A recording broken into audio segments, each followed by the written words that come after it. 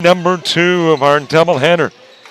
Lazy ladies, and definitely not lazy ladies. Ladies have already wrapped up coverage, and it was a Coastal Alabama North win. Lady Coyotes winning at 77-53, and that will be their 7th conference win. They go to 7-2 in the conference, 11-10 overall. And quickly a foul committed by the Boll Weevils of Enterprise State. Hi, everybody. Robert Williamson set to bring you coverage. Game number 2. A couple of teams that battled it out in Enterprise in November. Coyotes won it, but not by much. And then they were supposed to play about 2 weeks ago, or maybe 3 weeks ago now. You might remember, anywhere from 6, 7 to 11 inches of snow. Yeah, that was the week. So as a result, these two teams did not meet, but meet now. Coyotes with Ozell Purifoy on the floor to begin things. Tank Washington, Polk Reed, Elijah Pippins, and Joshua Whitehurst. As Reed can't get the putback, leans in, does on try number 2. And for the Boll Weevils, it is Justin Miles, Tariq Rouse, Dynell Jones Jr., Braylon Jones, and Xavier Womack. All beginning this one in a 2-2 game early. Reed driving. Tipped away by Womack.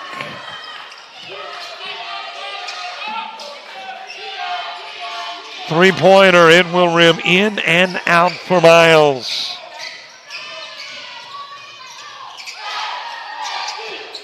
Purifoy trying to get a jam on the alley-oop. Whitehurst rimming the 3 in and out. Rebounded by Miles. Okay, not a lot of points yet, but a lot of shots. So I think the fireworks have just been lit, and we'll see when they start cracking. Rouse to Womack, and then back out front to Jones. Off the rim, rebounded by Reed, given to Pippin. Purifoy with it. And off back to Pippin.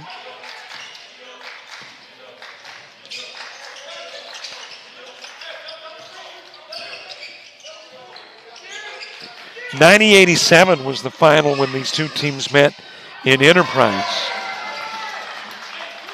Ring around the rosy and pocket full of poke, I guess. Okay. I'll try not to do nursery rhymes in a men's basketball game. Tipped out of bounds by Pippin.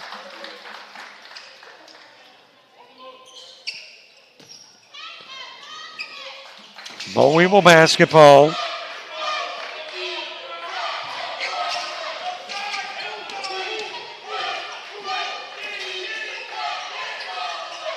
There is the 3 from Jones. And you got a timeout, I believe, that belongs to the Coyotes. I think they will have possession when we come back. And we come back in, well, everybody's still standing, so I'm assuming it's a 30.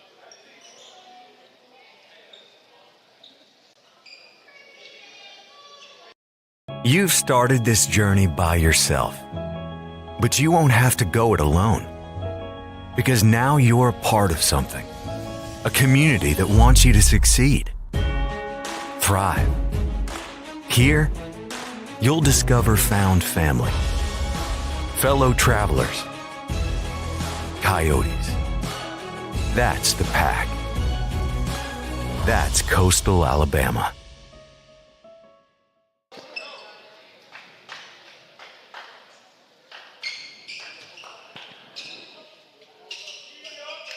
Couple of ladies enjoying a outing at the Cooper Center.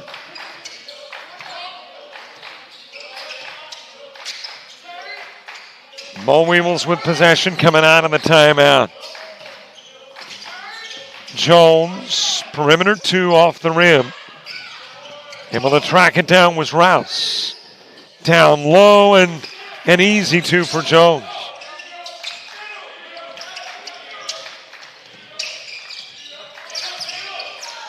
Give it to Washington. And Washington from the elbow. Womack with a rebound.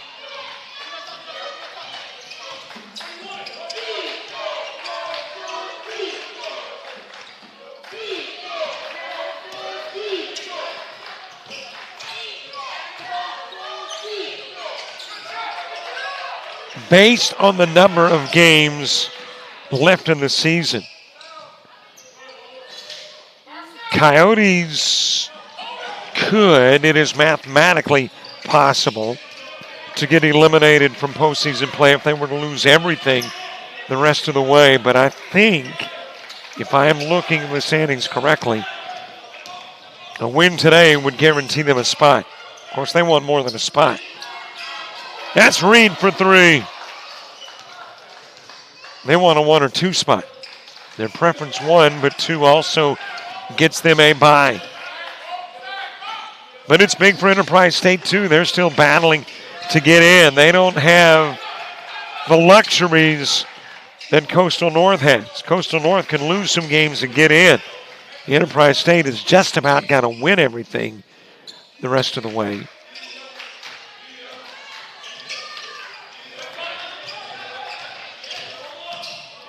They currently are the 4 team. Well, let me correct that too. We're taking 6 teams. I'm thinking about the ladies. They are taking 4 because they have a smaller D2. So in men's, you take 6. So yeah, Enterprise State still in the thick of things too in getting in. But they want to enhance their standings as well. Coming in as the 4 team. They'd like to move up. And with enough remaining games, they too thinking they've still got a shot at a 1 or 2 spot, which makes today's game very interesting.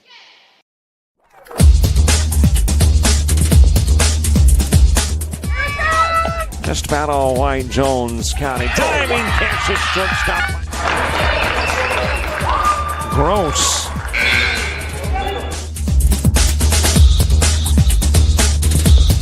Towards the gap. Diving catch in center field by Ben Aklinski. There is a shot towards deep short. Kraft's got it. Long throw over, and he got it.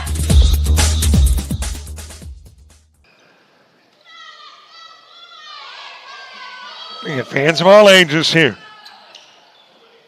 enjoying basketball at the Cooper Center here in Monroeville, Alabama.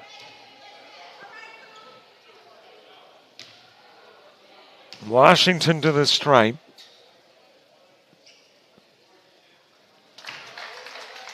And will hit his first.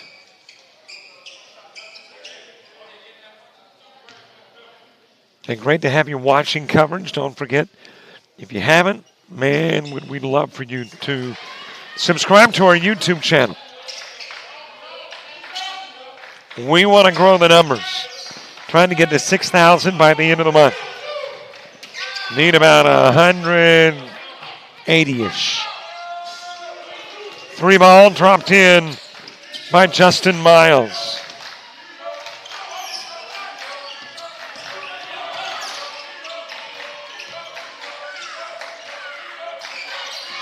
Out front to Pippins. Nice feed down low. Washington shot blocked and out of bounds. Off Washington. So it'll be Enterprise State ball in a 9-9 game.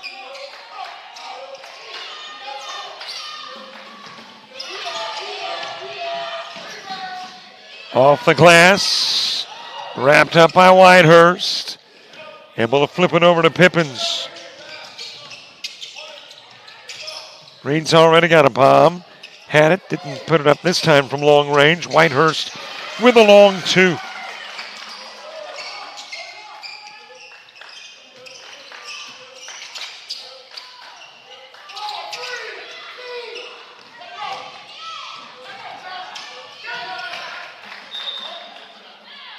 Every game, as I mentioned, key coming into the final week and a half of the season.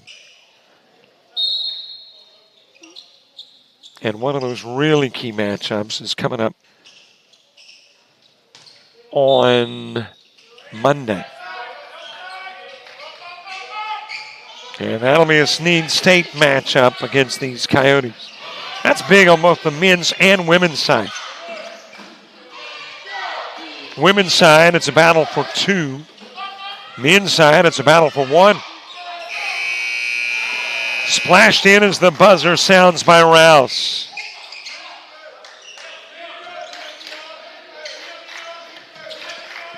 In play to Purifoy, back to Pippins. That new Coyote on the floor is Gerard Living.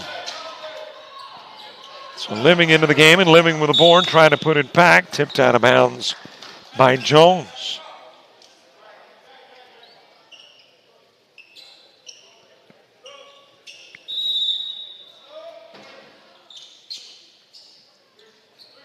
Into the ball game for the Coyotes, Mackay McIntyre. Into the game for the Boll Weevils is Brian Hill. Pippins in play to Washington. Lost it, but able to get it back was Pippins. Washington looking down low. Whitehurst, he'll put it up from anywhere and get results like that.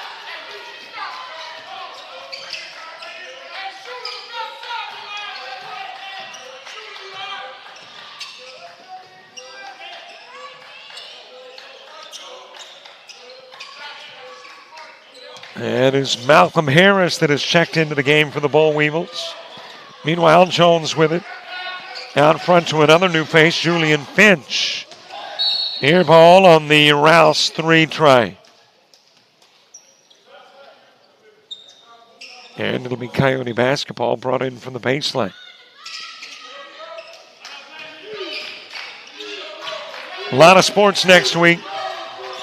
And Monday, it's all at Coastal Norths. Baseball in Bruton, softball here, basketball here too.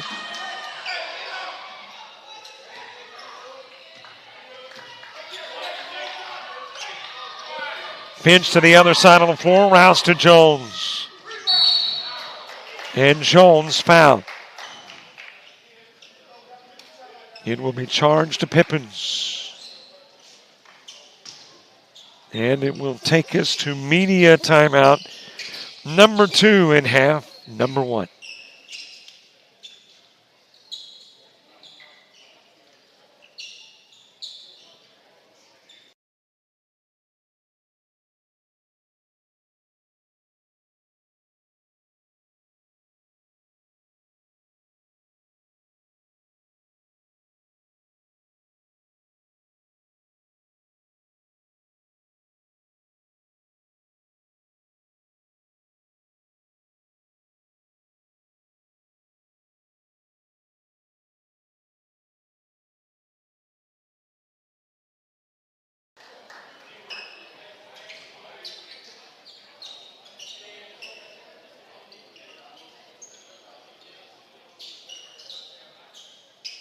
Pretty good crowd on hand for a Saturday.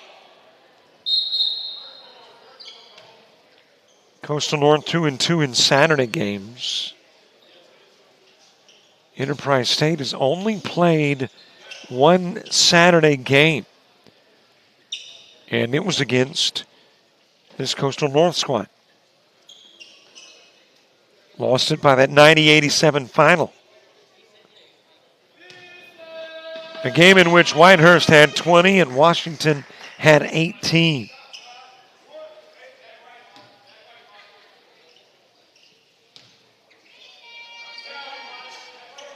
Meanwhile, for the Boll Weevils, Jones and Finch, the big guns, both with 18.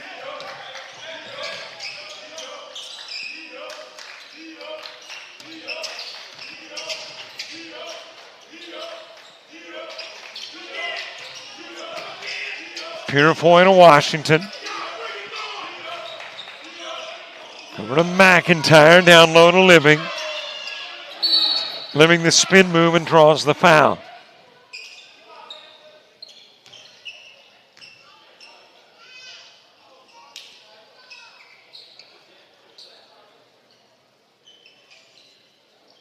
But Monday and all of the games here at Coastal North, not all we've got next week.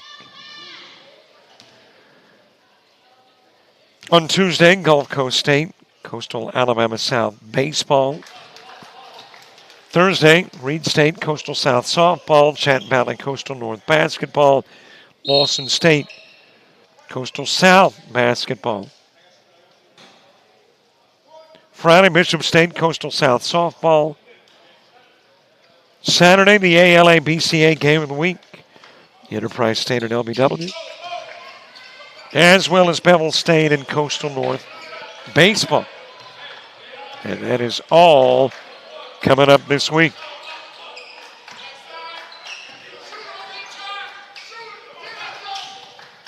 Finch lost it, Reed found it. Gives it to McIntyre. Fed down low to Living. Fakes right, goes left. He's got two.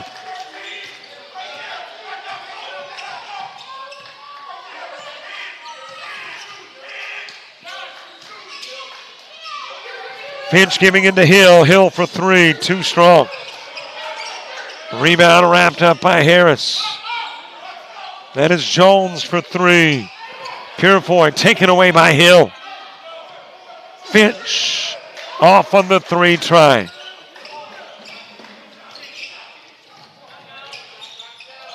From the corner, Whitehurst with a miss on the three. Purefoy able to rebound it. And that is McIntyre with a long-range miss.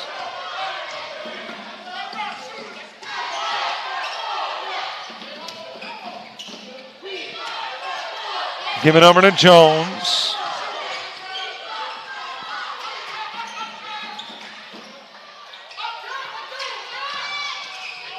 Hill nearly lost it, able to find it. Rouse. That's a two ball, and committing the personal is McIntyre.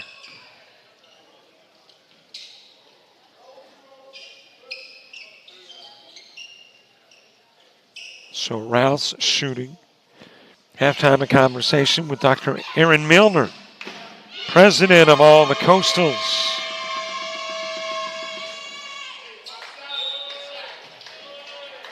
So be sure to check that out at halftime.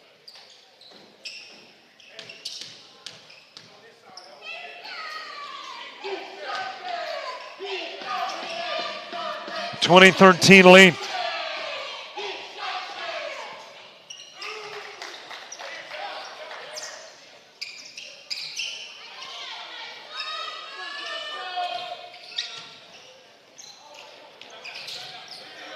Given to Living, and then back it goes to a new face on the floor. That is Jonathan Finch.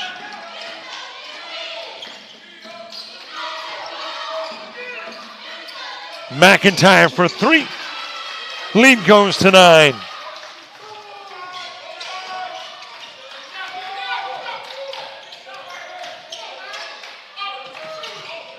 Finch lost it, able to get it back. Rouse with it near the timeline.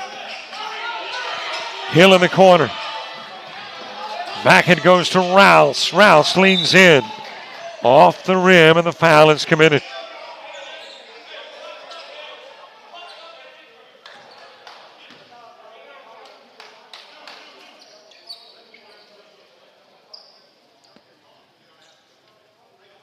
Well, again, looking at those standings, in D2 men's basketball with 6 teams going. Sneed State 11-2, Coastal North 10-2. North trying to stay tied with Sneed State and prepare for that battle coming up on Monday. And the only remaining game for Sneed State is Wallace-Selma. Coastal North has this one, Sneed State. And I think it's a couple of games against Chat Valley before the season comes to an end. MMI, which struggled early in non-conference play, is right in the middle of postseason talk. They are the current number 3 team with a 9-4 record, with LBW and 2 games against Reed State left.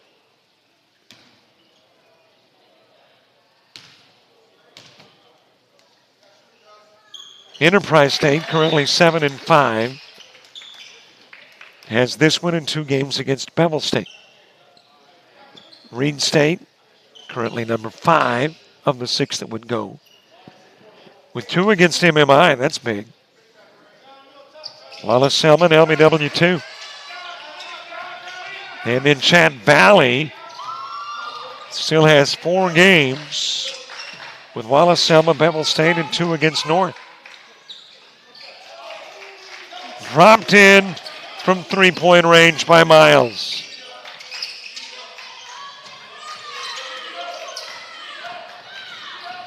Living able to break out on the double team. Over to Finch. Rebounded by Womack.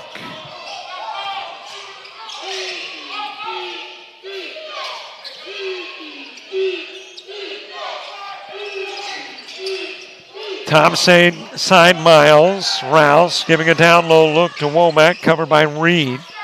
He'll turn around and go too strong. Womack with it. Shoots it over to Miles. And he'll rattle in the 3.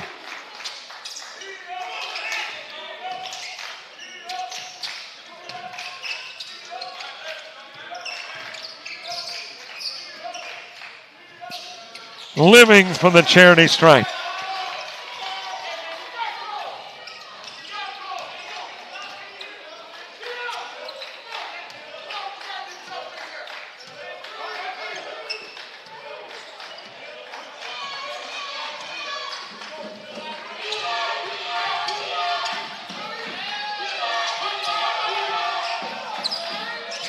Into the corner it goes to Rouse.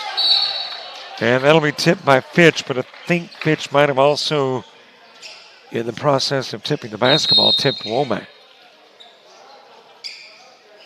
That'll send us to the media timeout. 6:53 left in half number 1.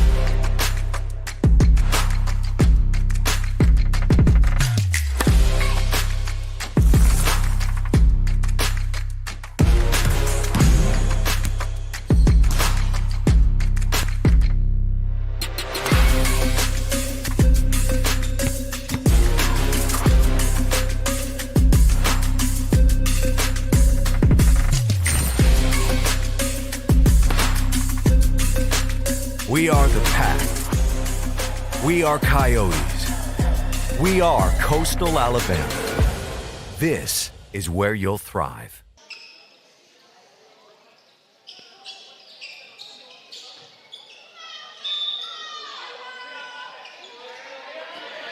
In play to Womack as we get back to your basketball. And a foul on Fitch. That'll be 2 quick ones on Fitch. Over to Hill, shooting the 3. Rattled it in and out. Fitch ripping it away from Womack. Tipped. Living able to get it. Give it over to Fitch. Able to get it in midcourt of the allotted 10. Washington trying to get it out front to Fitch, stolen away by Rouse. And Rouse gets fouled.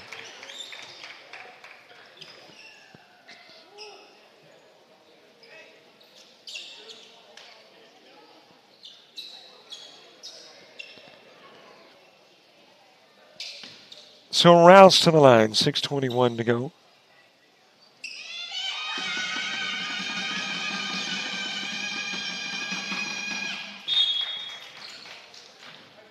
First good for Rouse, who is a 57% free throw shooter, averaging 7 points a game.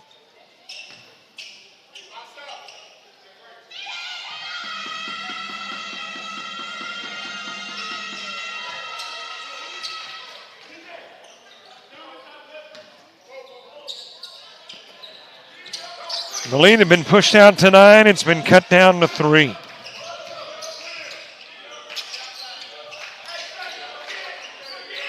Purifoy looking down low to Living. That will be Washington misfiring from the elbow. Whitehurst able to track down the board. Gives it to Pippins. Purifoy for 3. Dipped it in and out. Living able to get it back. Brings it into the paint. Got the look. Couldn't get it to fall. Rebounded by Jones and given to Rouse.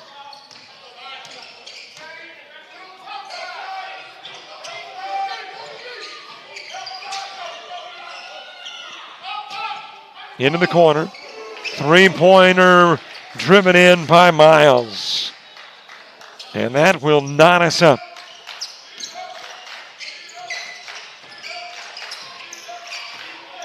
And once 9-point Coyote lead evaporates.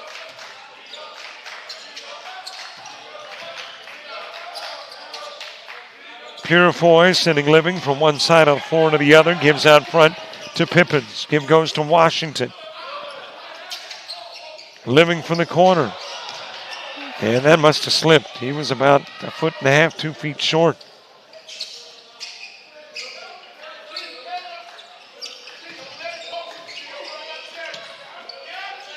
Into the corner to Jones, and Jones about 4 inches too far. Into the corner, 3-ball, Whitehurst. That's perfect. Coyotes by 3.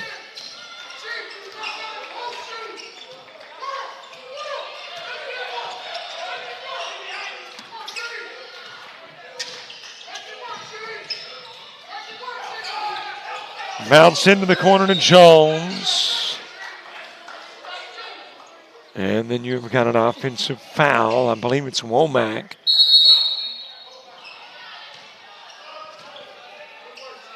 Reed coming in for the Coyotes. Harris checking into the game for the Boll Weevils.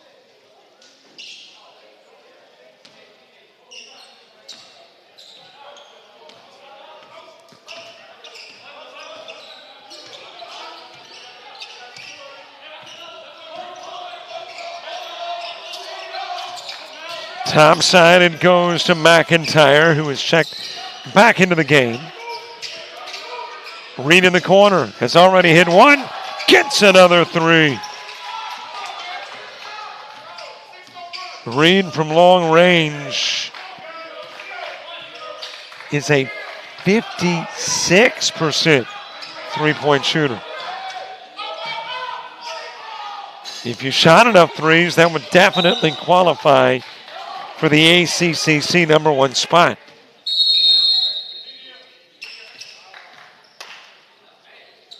.334 to play, half number 1. Coyotes trying to rebuild what was once a 9-point lead.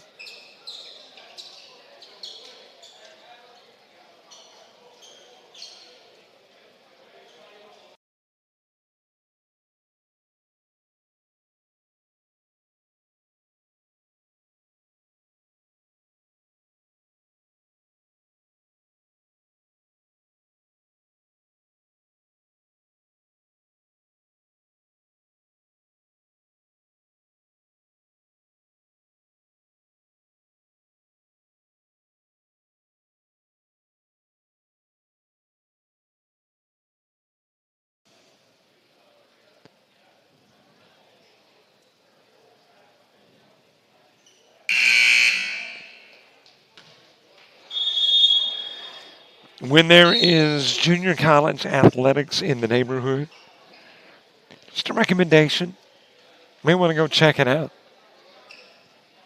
I mean, you look at all the junior college products that have become either D1, NCAA stars or professionals. Basketball, I can think of Jay Crowder, who played at South Georgia Tech and Howard Junior College.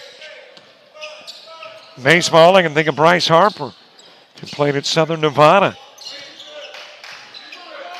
Football, well, you know, you got Aaron Rodgers, who was a California JUCO.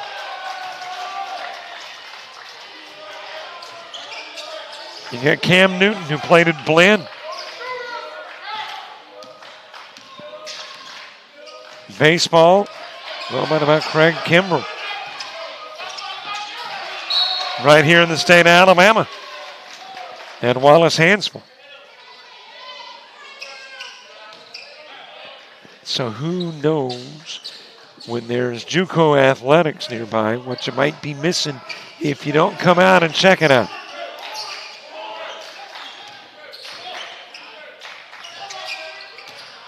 Short on the Pippins 2 try. Stolen away by Whitehurst.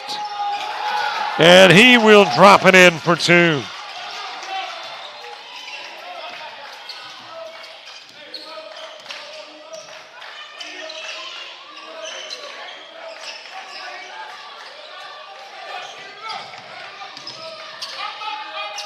From the top of the key, Miles off the mark. McIntyre with it. Down the floor. Pippins has it blocked. Jones with it. Rebounded by Washington. Whitehurst. The bucket. Drew the foul. Has a chance for 3. And did I see a T mixed in? Let's see. Yeah, I did. Thought so.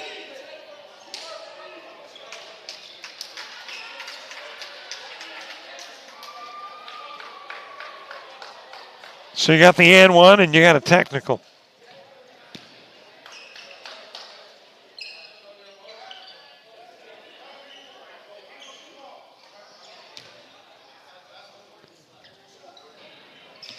So Whitehurst shooting.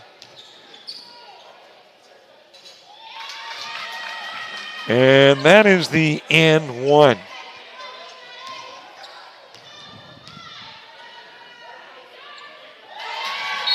And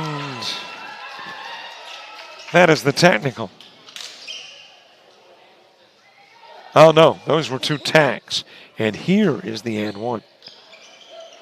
Should have realized that with nobody draped around the lane. A little slow, getting older, getting slower.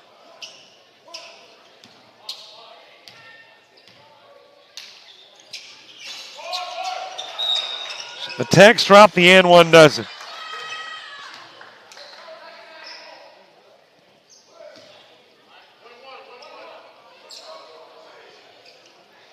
And we had a push. Washington shooting a 1-and-1. McIntyre out, Purifoy in. And Washington at the stripe. Number 1 scorer on the team. Number 2 in the conference in shooting from the floor. Number 5 in the conference in rebounding. So a big year for Washington.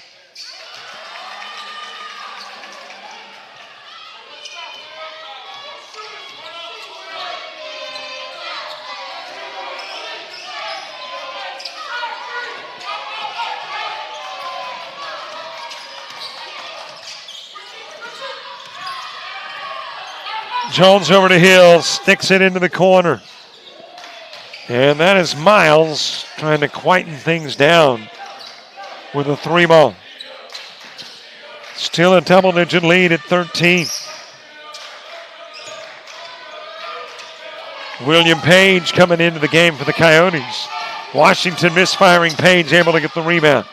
That is Whitehurst off on the 3, and it's out of bounds off Hill.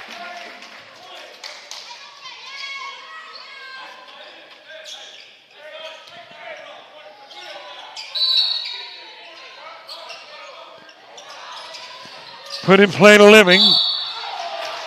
And Harris blocked the shot, but apparently got a piece of Living.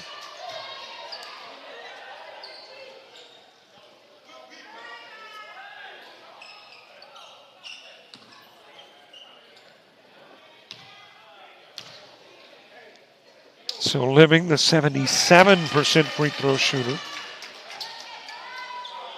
on a 66% free throw shooting Coyote squad. Going 1 of 2. Rebounded by Harris. Hill into the corner. Miles missing on that 3. Washington able to grab the rebound.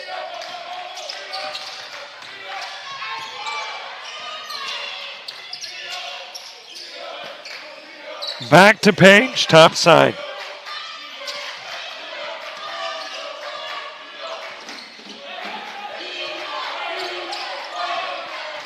Page trying to shed himself of Miles, gives to Washington. Living. Rouse has got it. Over to Miles. And you got a goaltend. So the bucket counts.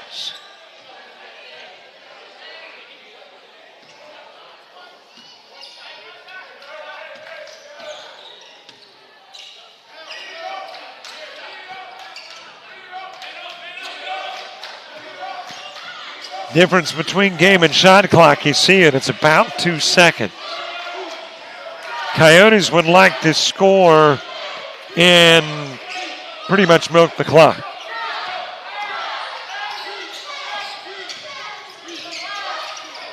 Fed down to Living, but taken away by Harris. Gives over to Miles. Lobs back to Harris. Off the rim with a 3 try, and that has got us to halftime. Coyotes with a 12-point halftime lead. And our halftime conversation coming up. It is with the president of all the Coastals, whether they've got athletics or not. Dr. Tillman, our halftime guest.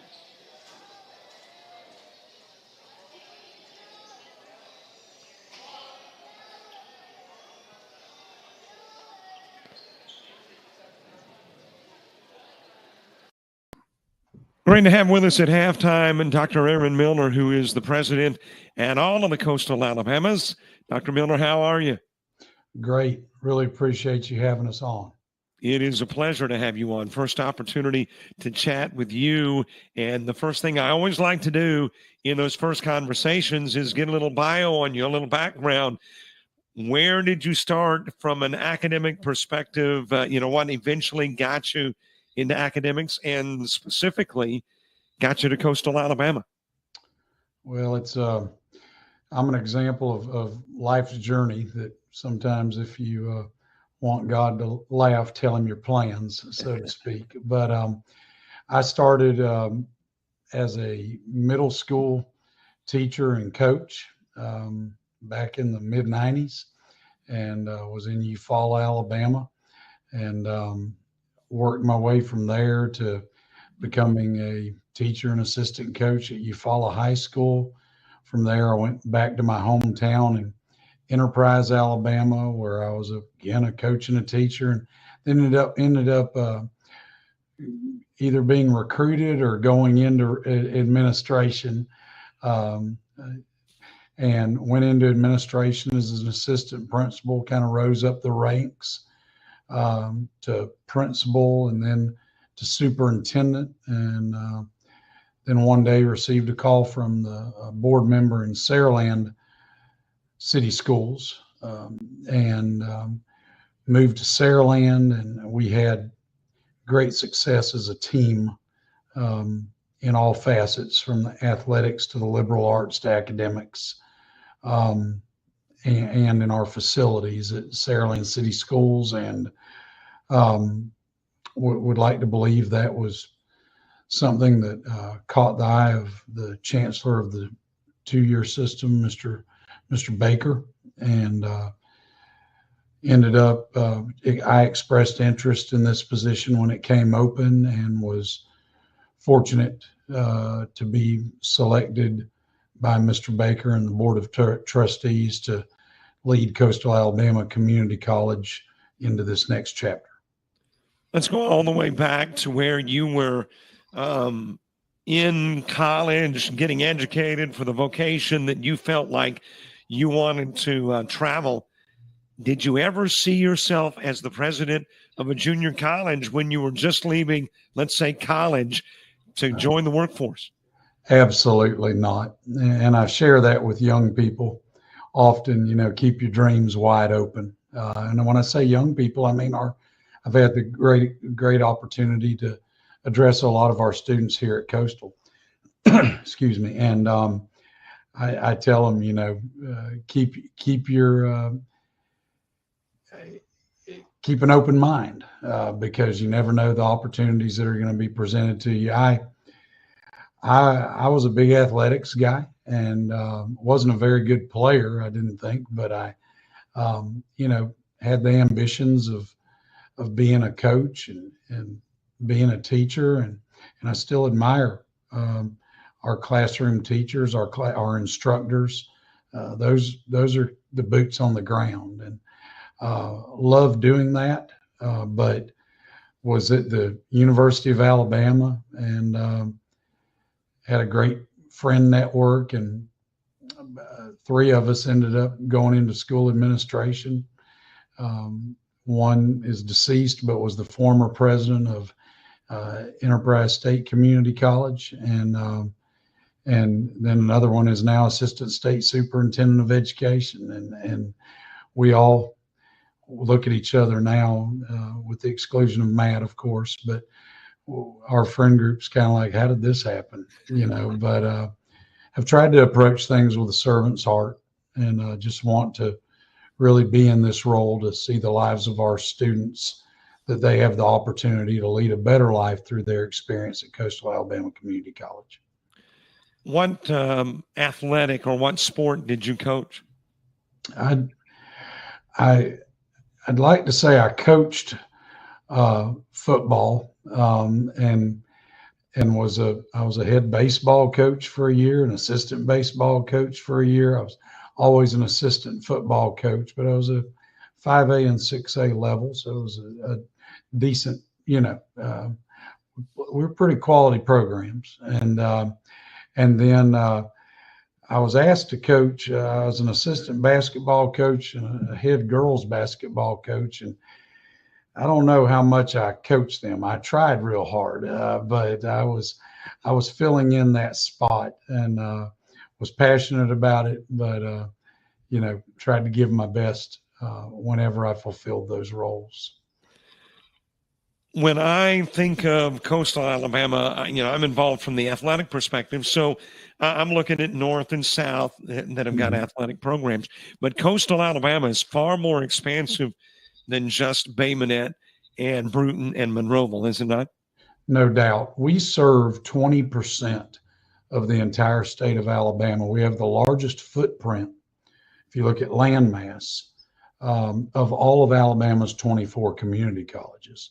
So it takes us from our campus at Gilbertown all the way to our campus at Gulf Shores.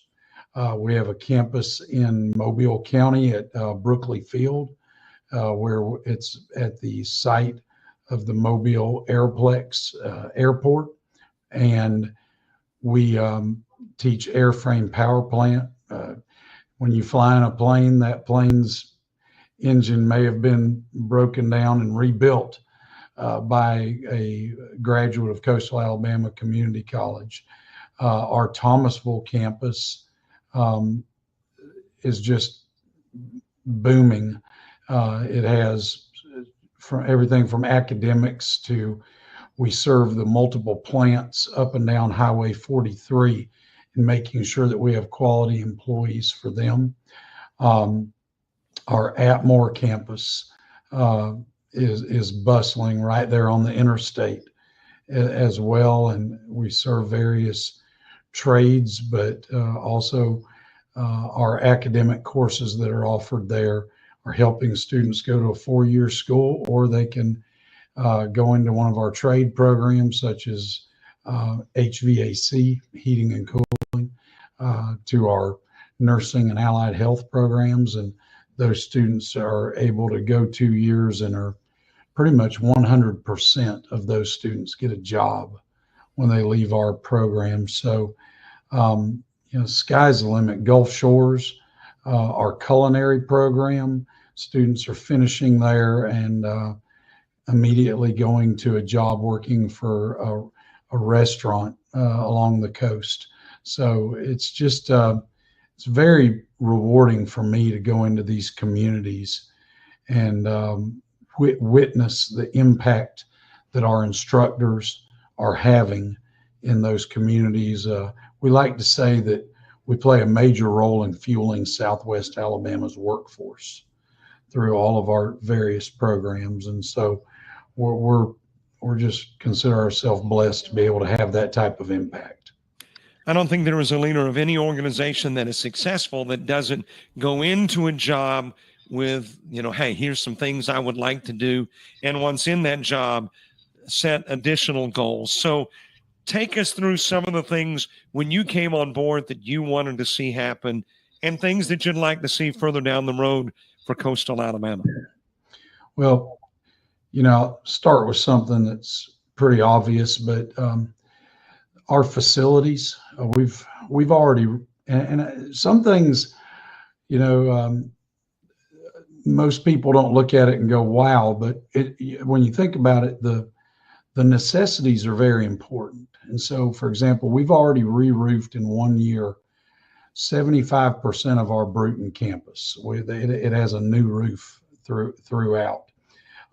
We're remodeling the auditorium performing arts center in Bruton for our liberal arts programs. We've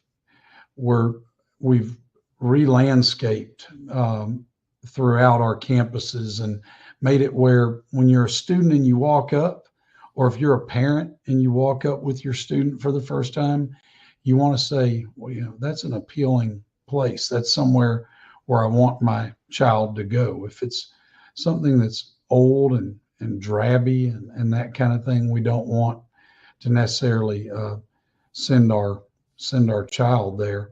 And later in life, we don't want to go somewhere that isn't modern and that type of thing. We're trying to improve the technological opportunities for all of our students and our instructors to be able to make it where our instructors are teaching in a way that will aid our students when they enter the workforce, kind of enter the real world, so to speak. So all of those things, the biggest thing though I would say is we're trying to make a culture in Coastal Alabama Community College. And I get funny looks about this thing sometimes, but I'll often get the question, what's the most important thing that we do? Well, really, we do so much that we have to make everything important.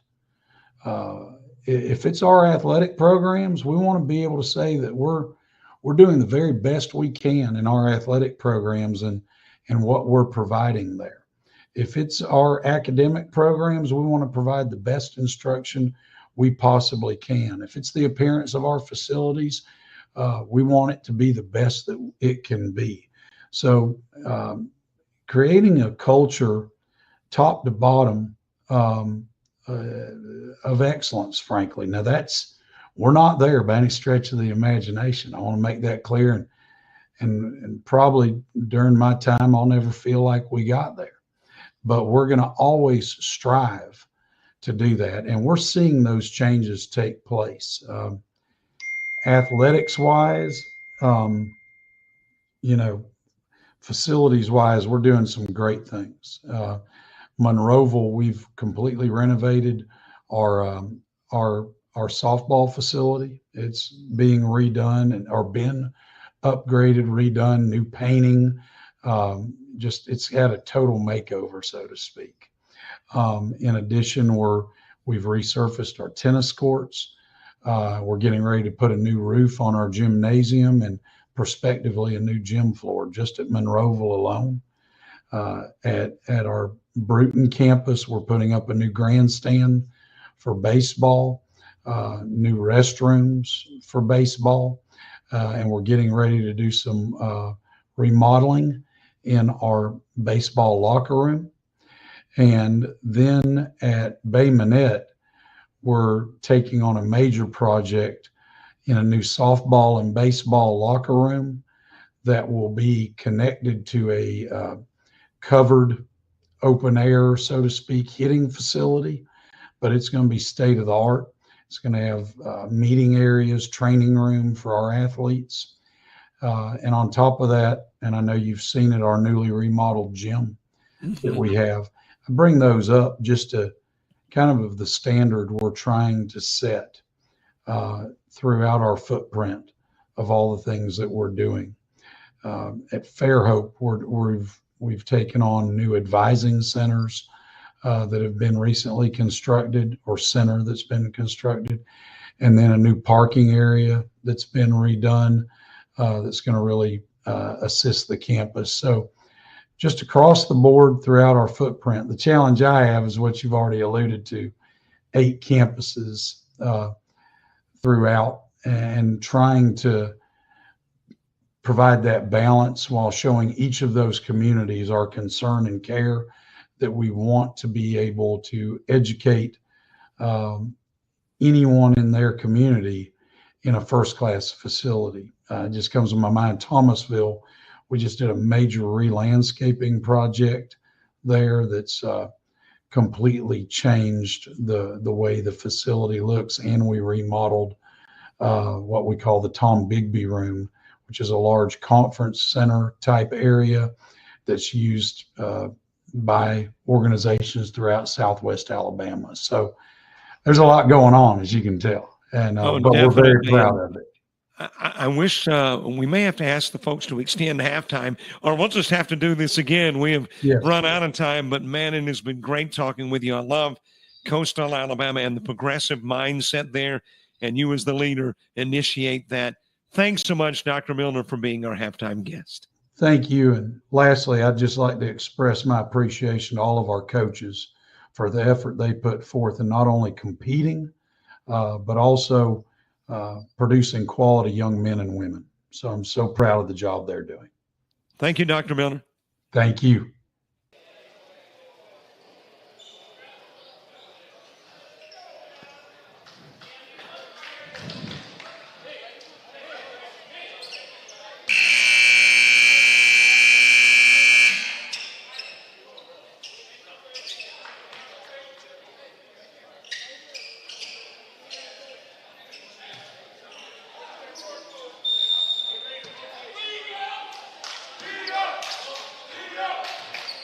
Hi, everybody. Welcome back. Half number 2.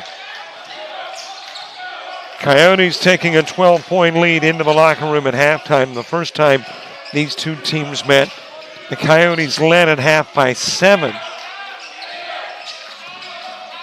And they've got the basketball first to begin the second half. McIntyre, Washington, Purifoy, and Reed all getting the second half start for the Coyotes. It is Braylon Jones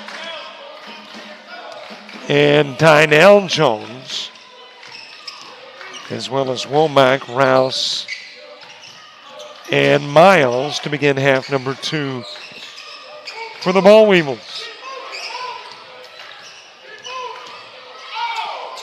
Jones dropping it in from just outside of the paint.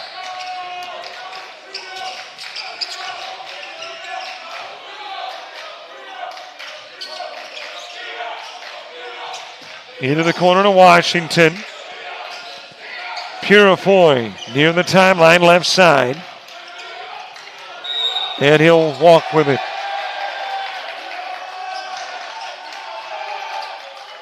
And the timeout on the floor, it is asked for by Chuck Taylor.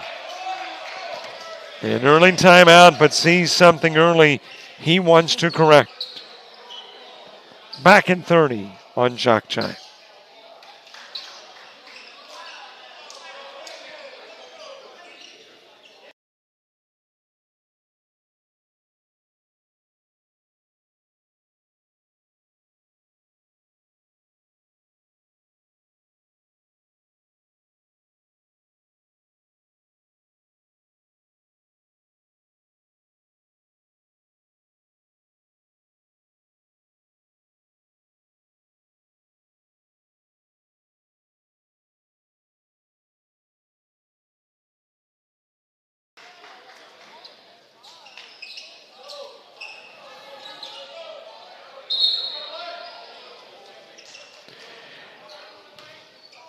cheerleading squad here on a Saturday. Key games, pulling out all the stops. Trying to spark a win for the Coyotes.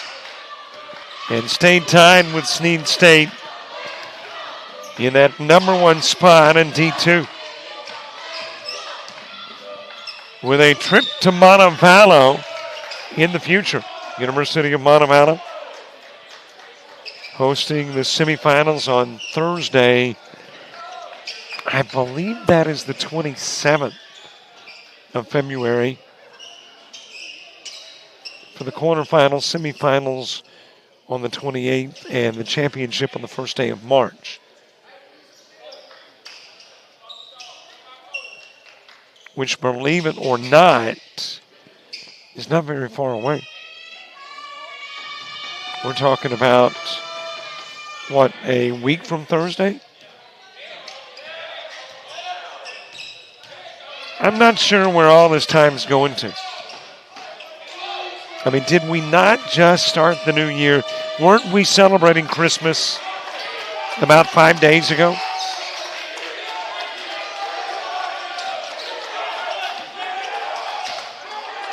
Seems that way, but here we are, 15 days into February. Out of the corner, Washington. Giving to McIntyre and back to Pippins. Lost it, got it back, flips it into the hands of Womack. Down to Jones.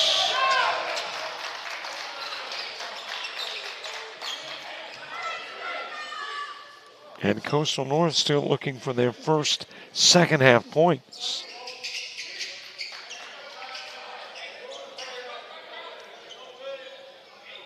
As Jones will shoot. One of two Jones and two Jones starters. Braylon the other. Dynell averaging 11 a game and a 68% free throw shooter.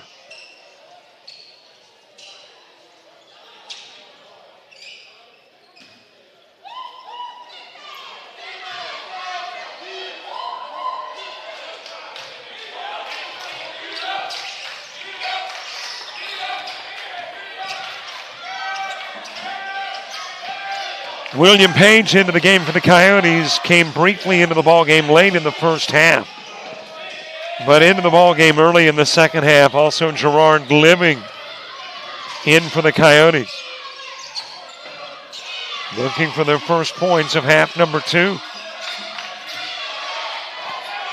And it's Womack. And a 14-point lead has dwindled to 4. A 10-0 run to start the second half for the Boll Weevils. And it's Whitehurst in the game, too. Air ball from Living. Rouse going the other way. Three-pointer off the rim for Miles. Tipped into the corner. And McIntyre grabs it. Page, the first Coyote points of the half.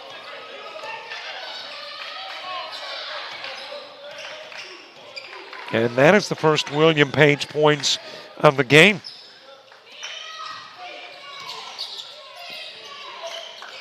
Jones to Jones with a handoff. Miles from the corner. Wow, that one went as deep as you can go and not go in. Pop right back out. Page. And is tipped away from the backside and off of Page out of bounds.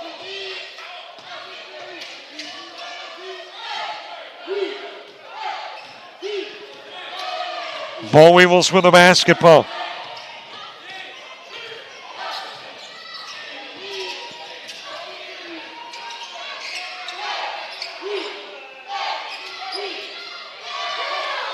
Flipped over to Rouse. Rouse for three. No good. Living grabs it. Allen give goes to Whitehurst.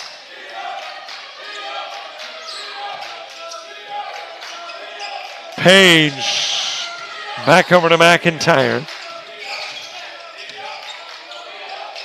picking up the dribble. McIntyre with it back. Down to Living. Living got the look, couldn't get the shot, but there was a reason. It was Jones committing the foul.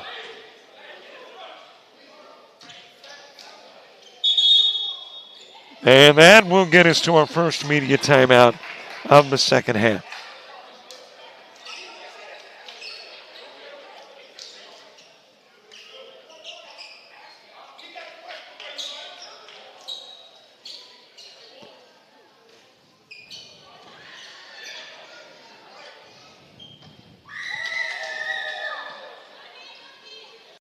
You've started this journey by yourself, but you won't have to go it alone. Because now you're a part of something, a community that wants you to succeed, thrive. Here, you'll discover found family, fellow travelers, coyotes. That's the pack. That's coastal Alabama.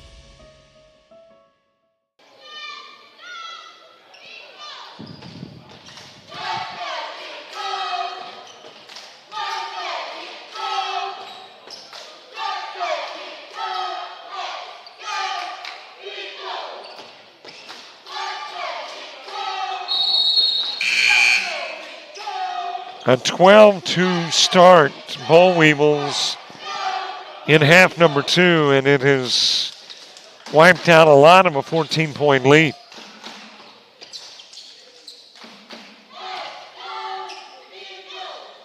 Living at the line, trying to add to the current 6.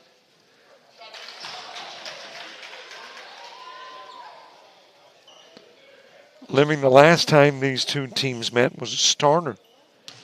Finished with 8 rebounds and 9 points.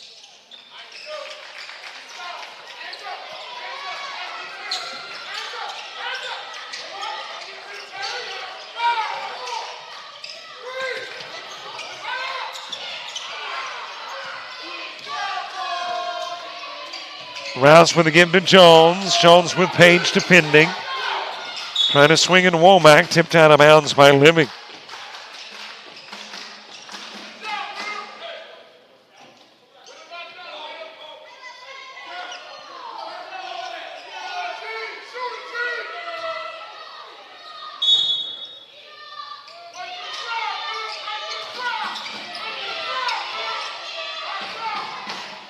Tipped in and out by Jones, Living with the rebound.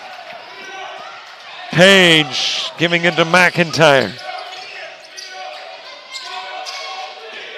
Whitehurst to Living. Into the paint, taken away. Miles has it. Over to Jones, and he'll bank it.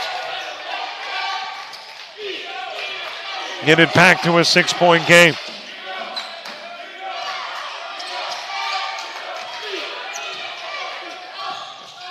From the corner, Whitehurst missing on his first 3 try and a half. And Rouse will just dribble that one out of bounds.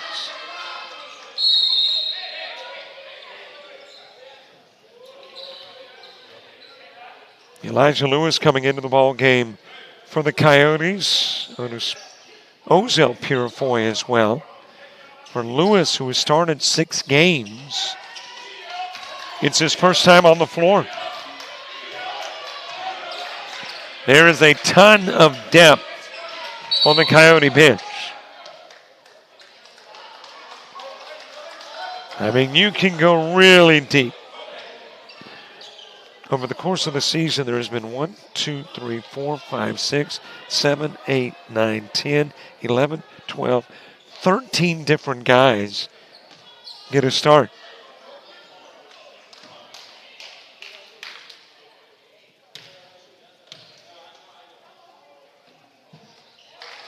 Living a good free throw shooter.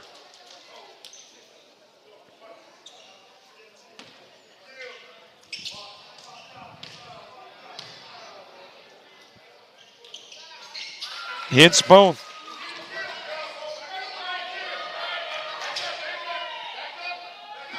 Coyotes first to 50. And it's Finch in the game for the ball weevils, thrown away. Living's wide open on the other end, lays it up and in.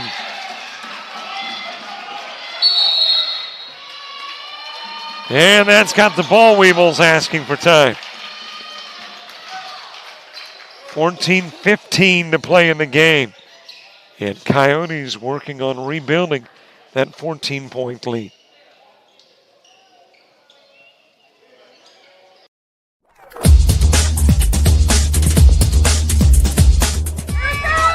Just about all Wayne Jones County. Diving catch at shortstop.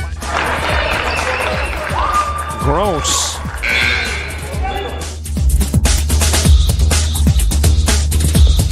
Towards the gap. Diving catch in center field by Ben Aklinski. There is a shot towards deep short. Krabs got it. Long throw over, and he got it.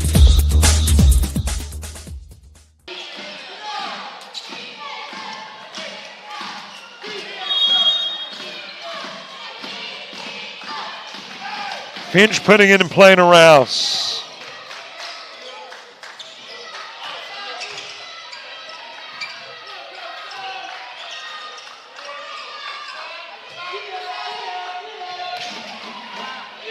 Rouse with it. Finch for three. Off the rim. Tipped into the air and out of bounds. Jones got it last. Coyotes have it inside 14 to play.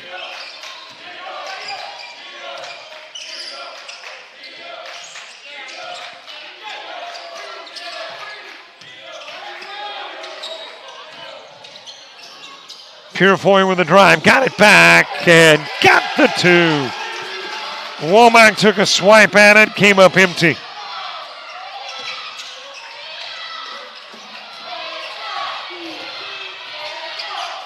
Off the glass for Jones.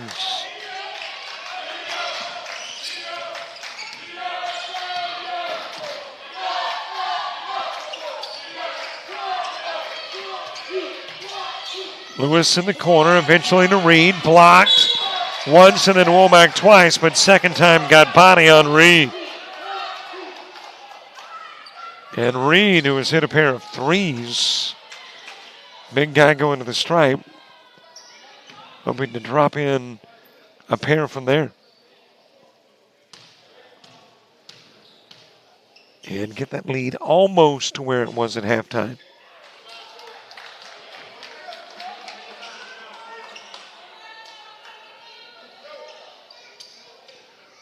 Coyotes weathering an early second half storm.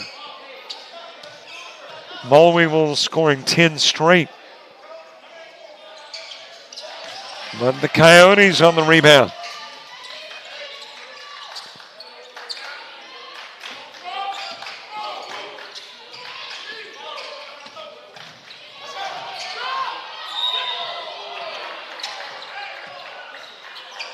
Foul by Pippins.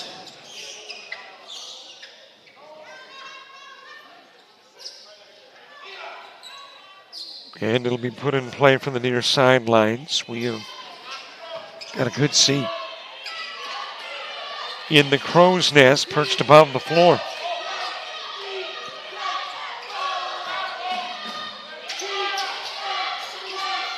Three rings in and out, but Womack's there for the two.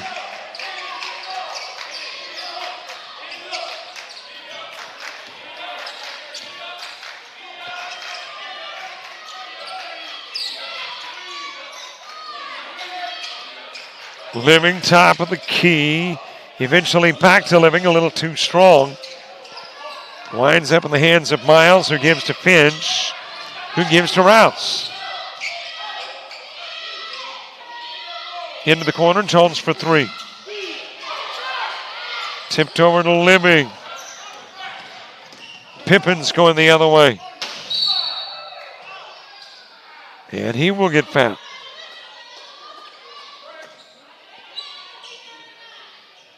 Non-shooting, or maybe there wasn't a foul. Maybe just tipped out of bounds.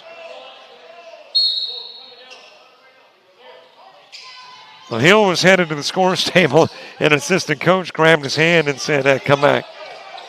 Go back to your place. You'll get in later. That is Lewis, too strong on the 3 try.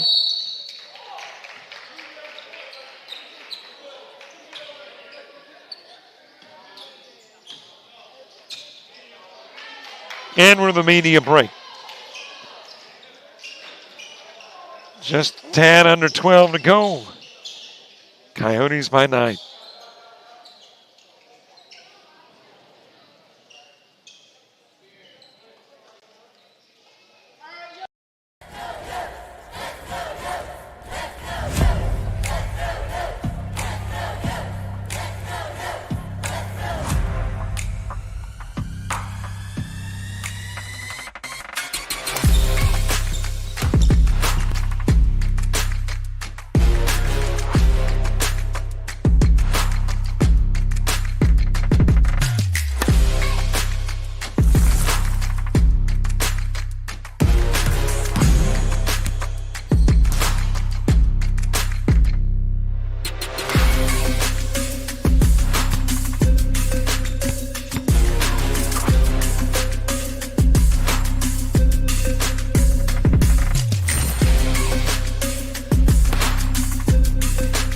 We are the Pack. We are Coyotes.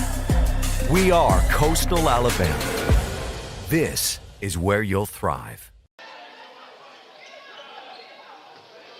Got to be twins, right? I mean, if they are not twins, they are definitely brothers.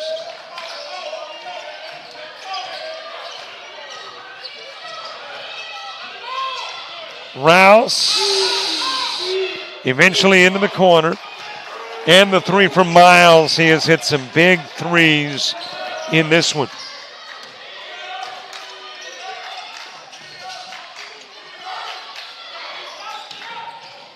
Taking it in, Purifoy.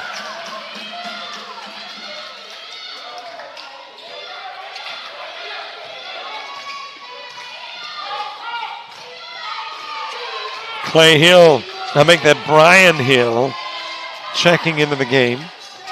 Miles with a miss. Lewis coming up with the rebound.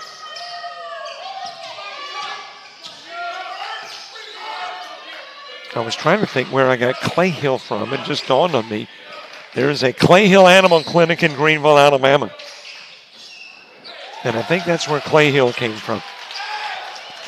And if you're like, now what is an animal clinic in Greenville, Alabama?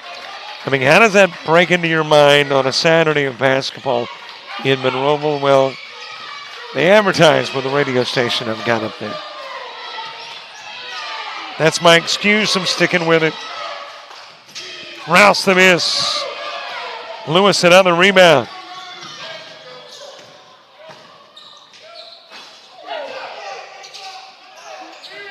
Miss picked up by Pippins. Lewis swings it to Living. And Living into the paint, shifts to the left hand, draws the foul. And that'll be Finch, the guilty party.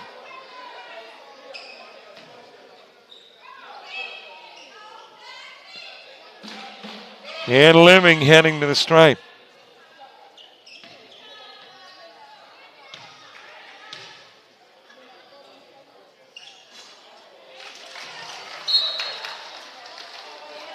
Living has made a living at the line here in this one.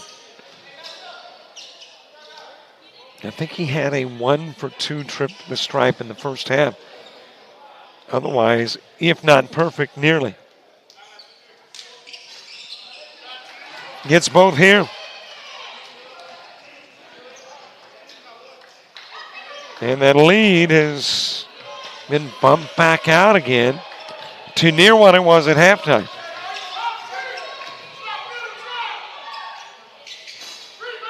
Jones with a miss, tipped into the hands of Washington. The league's number 5 rebounder. Purifoy getting it to Living.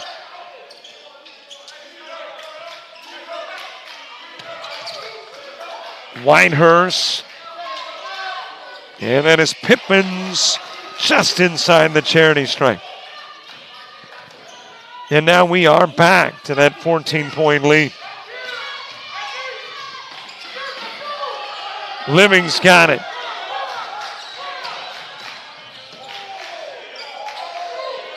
Into the corner. Whitehurst with a big three. Biggest lead of the game for the Coyotes with 9:11 left to play.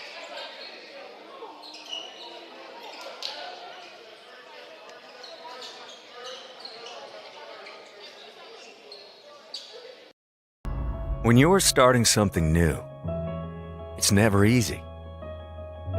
You're going to make mistakes. You'll doubt yourself. But you're in a place that wants you to succeed, thrive. And soon, it will just start to feel right. Suddenly, you'll get it. Your fear will turn to confidence. First-time tasks become second nature. And what seemed Our apologies for breaking away. It was supposed to be a 60-second break. Officials only took a half minute. We took 60. Or we're planning on it. But didn't want to stay away from the action for 30 seconds. In the world of junior college and college basketball, 30 seconds can be, heck, 4, 5, 6, 8 points.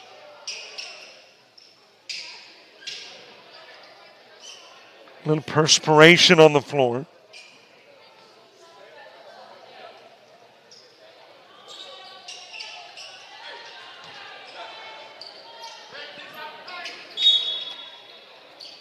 Put in play by Rouse to Womack. Inside 9 to go.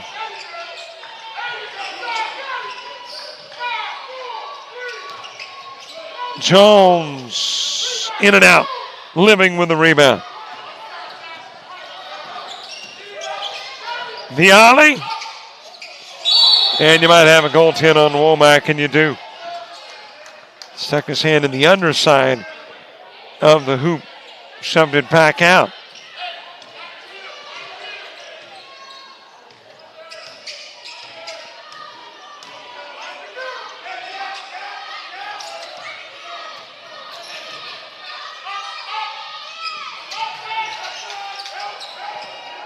Tipped and taken away, Living with it. That is Pippins. Living seeing a seam. Exploits, takes it to the glass, and then may have twisted his ankle. He has fallen and still down on the opposite end of the floor. Good news, he's up and he's trotting, and that's a good sign. Maybe one of those situations where you pop the ankle. It's not damaged, but it feels like it is. Give it about 10, 15 seconds, and you're good to go. I think maybe that's what happened with Living. Boy, it looked like, though, he had popped that thing. Purifoy lost it in mid-jam.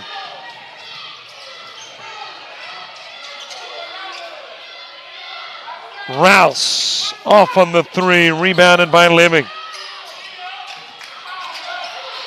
Threw it away into the hands of Womack. Bunt rebounds and blocks the shot, but drew the foul.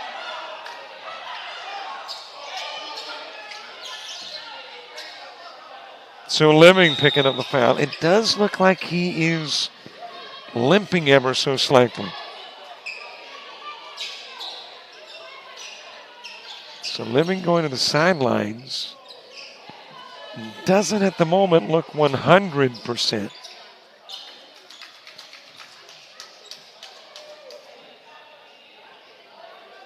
And he'll find his seat right there at the end of the bench.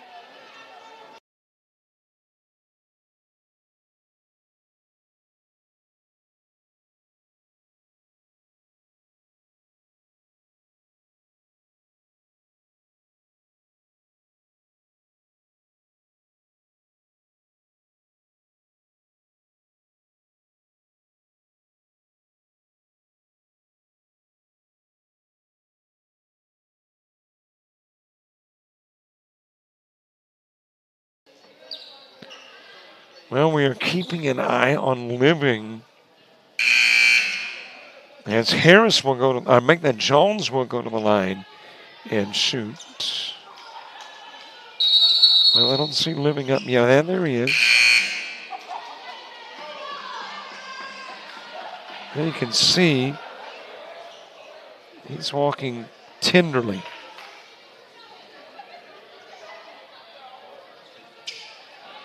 But he's in the game. He's been a spark plug, and they didn't want to pull the plug yet on the spark.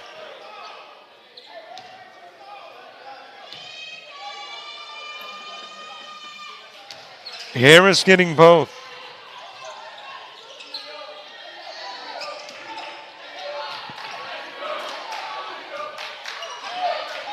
Purifoy bringing it down the floor in a 70-53 game.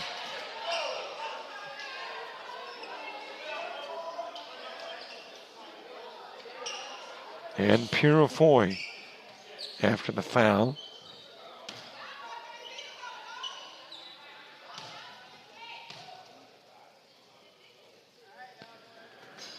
Purifoy, 10 points a game, a 55% free throw shooter. Getting his 20th start of the year this afternoon. Coyotes are 8-4 at home, trying to win their 9th on their home floor.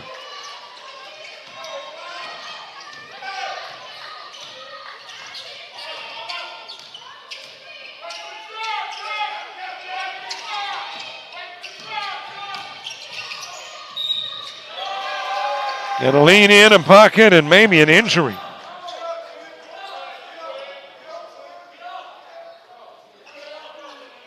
Well, Harris is up. Reached for the back. It's a physical game. If you're not getting banged up in this game, you're probably not playing. Braylon Jones, a 58% free throw shooter.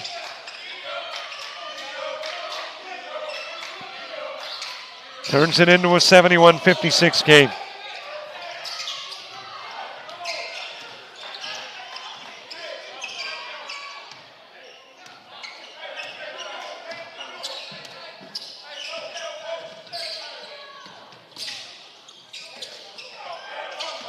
That was kind of a no-look swing pass. I think that as it's stolen away by Purifoy, this time he'll jam it in.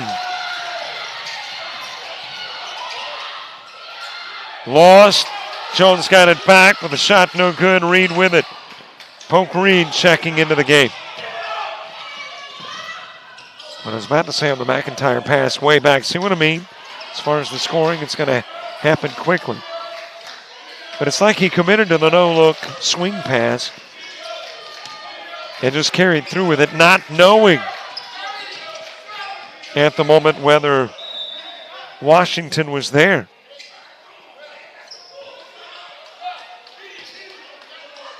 And another errant McIntyre pass. Fed into the corner to Jones. He'll go out front to Rouse to Braylon Jones.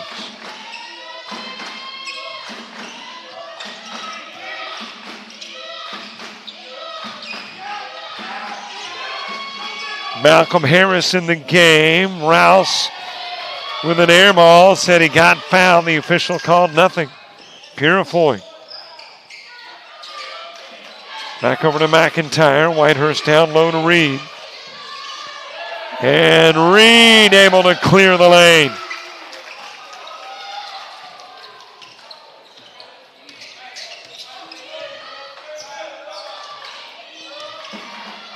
A 19-point lead with 5 to go. Off the mark, Miles with a 3. Swatted away by Reed. Jones trying to get the putback. Whitehurst. Big three-pointer for Joshua.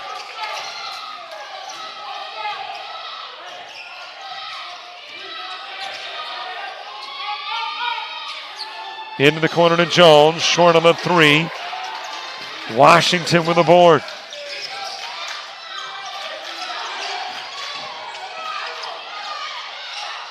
Purifoy giving it to Reed. Into the corner. It goes. Whitehurst with a miss. Harris able to track it down. Gives it to Jones.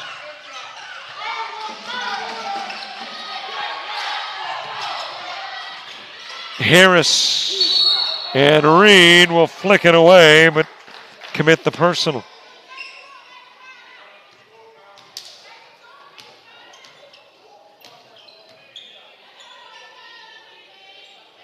And Harris to the stripe. Away from Enterprise. The Boll Weevils are 4-8. And as I mentioned earlier, have only played one Saturday game. It was against Coastal North on the 11th of January.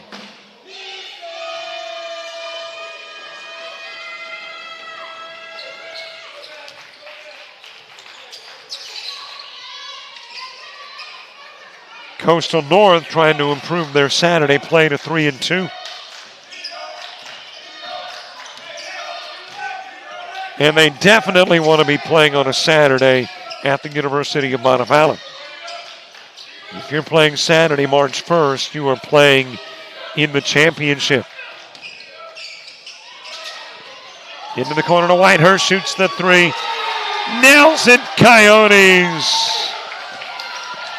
And might be the sealer. I know he's still got 3.5 to play. I know teams are explosive in junior college basketball. Washington with a rebound, but the lead is 23.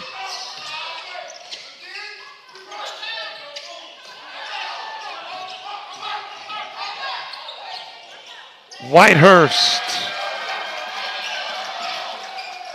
Most points in regulation this year for the Coyotes came against Bevel State when they put 97 on the board. Got 83 now with 3 minutes to go.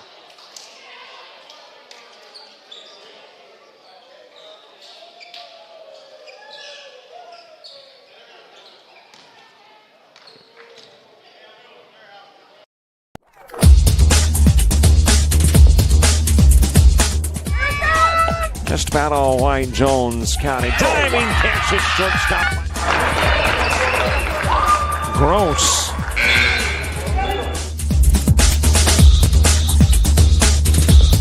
Towards the gap. Diving catch in center field by Ben Aklinski. There is a shot towards deep short. Kraft's got it. Long throw over, and he got it.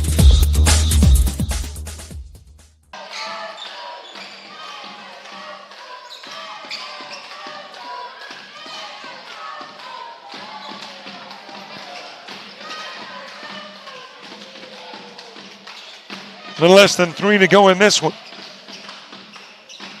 I know it's a little late, but happy Valentine's Day to you. I mean, if somebody didn't wish you a happy Valentine's Day, and you're a lady, I mean, you know, guys, we don't really, you know,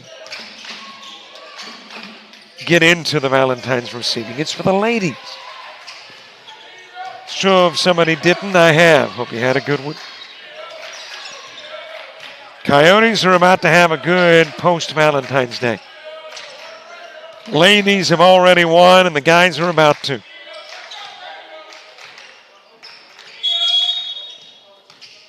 And you got a timeout just for the purpose of getting some substitutions in. Wholesale changes for the Coyotes. I told you, they've got a lot of depth. Lewis back into the game. Xander Stevens coming on the floor. Alterius Beasley, who has started 3 games in.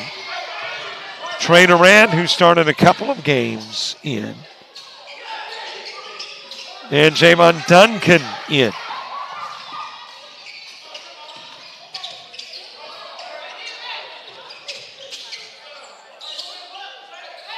Lewis handing it to Durant. Durant with a miss. Beasley, the put back.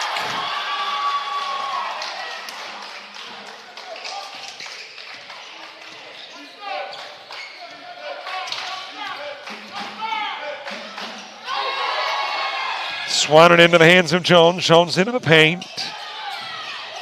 Chuck Taylor is shouting no fouls from the sidelines. He's ready to come away with the 11th conference win of the year. And the sooner the better. How about 2 more for Beasley?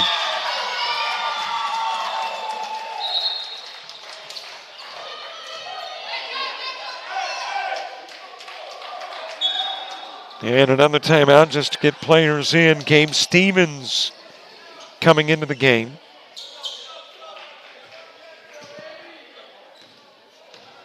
And Gabe Stevens has started 4 games this year. So again, talking about players getting in inside 2 minutes that have started this year. Hill with a miss. Duncan tracks it down in the corner. Durant with it. Into the corner. And Duncan with a miss on the 3 try.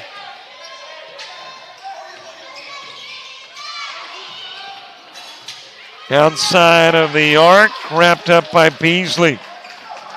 Productive couple of minutes for Beasley with 4 points and some boards. Xander Stevens got his name in the scoring column.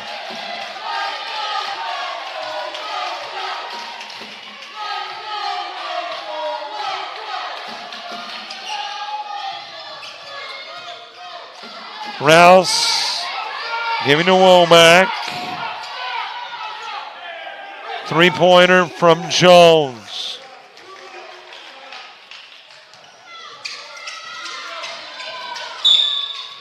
And a little pump on the Duncan trip down. That was Rouse.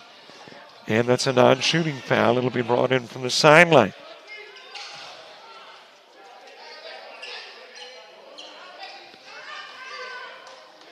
In play to Durant. And he doesn't have to get it across midcourt if he doesn't want to. And that is your ball game. Coyotes at 89-63 winner.